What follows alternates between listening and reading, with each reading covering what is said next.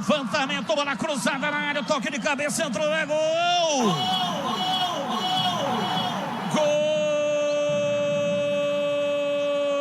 Gol do Itabaiana!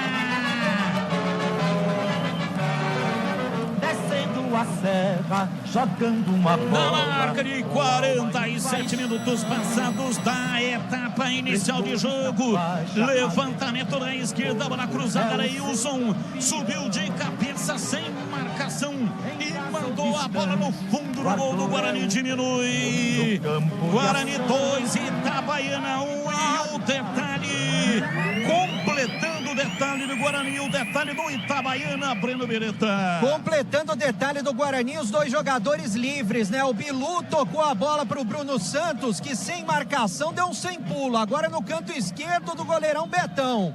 Só que o Guarani, na sequência, acabou bobeando. A defesa bugrina deixou o Leilson, que é baixinho, cabecear essa bola na frente do goleirão Andrei, que nada pôde fazer. Diminui o Itabaiana. Guarani 2, Itabaiana 1.